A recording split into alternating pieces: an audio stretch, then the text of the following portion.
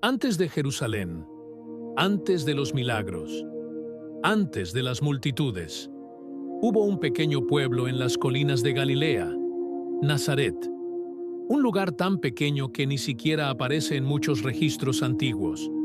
No tenía murallas imponentes, no tenía templos monumentales, no tenía poder político, solo casas de piedra, senderos de tierra y familias que vivían del trabajo diario. Pero fue aquí, en este lugar sencillo y casi invisible, donde Jesús creció. Hoy vamos a reconstruir cómo se veía Nazaret en el siglo I, no como leyenda, sino como historia. Para entender Nazaret, primero debemos entender Galilea. En el siglo I, Galilea estaba bajo el control del Imperio Romano. No era una tierra independiente. Era una región gobernada por Herodes Antipas, bajo la supervisión de Roma. Los impuestos eran constantes, la presencia romana era real y el equilibrio político era frágil. Pero Nazaret no era una ciudad estratégica, no estaba en una gran ruta comercial, no tenía puerto, no tenía murallas. Era un pequeño pueblo agrícola, de quizás 200 o 400 habitantes. La mayoría trabajaba la tierra, olivos, trigo, viñedos pequeños. La vida aquí no era de lujo, era de esfuerzo. Mientras Jerusalén concentraba poder religioso y político, Nazaret vivía en silencio. Un silencio que, con el tiempo, se volvería significativo. En Nazaret, la vida comenzaba antes del amanecer. No había campanas, no había relojes. El ritmo lo marcaba la luz del sol. Las mujeres caminaban hacia los pozos con cántaros de barro. Los hombres salían a los campos. Los niños aprendían desde pequeños el valor del trabajo. No era una vida cómoda, era una vida constante. Las casas eran sencillas, 1 o 2 habitaciones, techos planos, paredes de piedra caliza. El suelo era tierra compactada. Las comidas eran simples: pan, aceite de oliva, frutas secas, pescado cuando era posible. La sinagoga era el centro espiritual del pueblo. Allí se leían las escrituras, allí se aprendía la ley, allí se formaban las primeras preguntas. Nazaret no era un lugar de fama, era un lugar de formación. Y fue en ese silencio rural donde Jesús creció. No rodeado de poder, sino rodeado de disciplina, trabajo y fe cotidiana. En Nazaret, el trabajo no era opcional, era parte de la identidad. José, el padre adoptivo de Jesús, era artesano. La palabra original sugiere más que carpintero. Podía trabajar madera, pero también piedra. En una región donde la piedra era abundante, el oficio exigía fuerza, precisión y paciencia.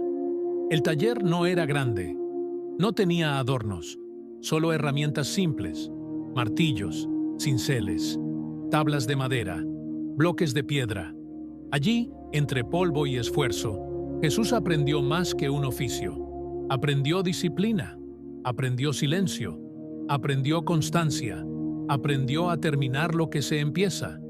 Mientras Jerusalén discutía poder y religión, Nazaret enseñaba perseverancia.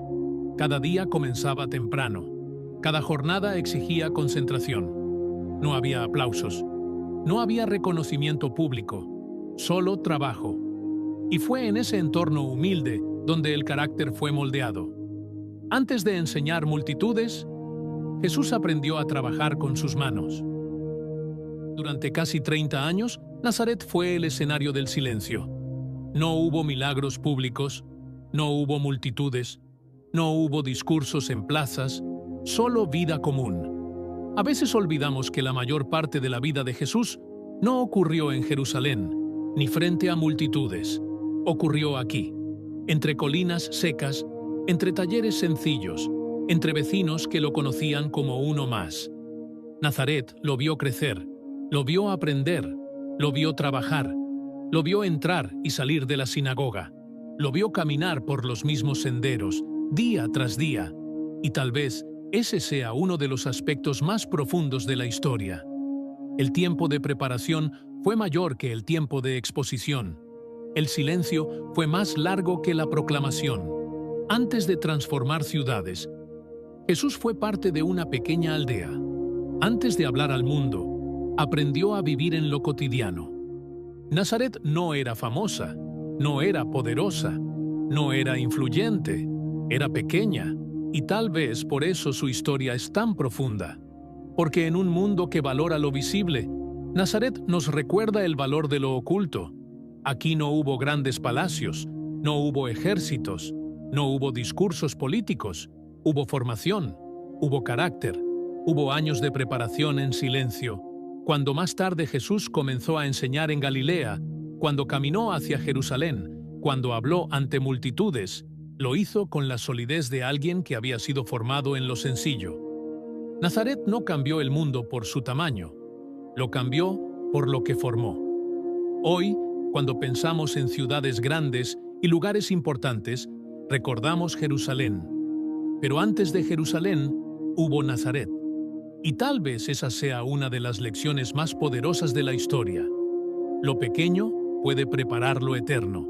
Si esta reconstrucción te ayudó a comprender mejor el mundo en el que Jesús creció, suscríbete para seguir explorando la historia bíblica con contexto real. Y en los comentarios, dime, ¿te gustaría que el próximo video sea sobre Galilea o sobre el Templo de Jerusalén?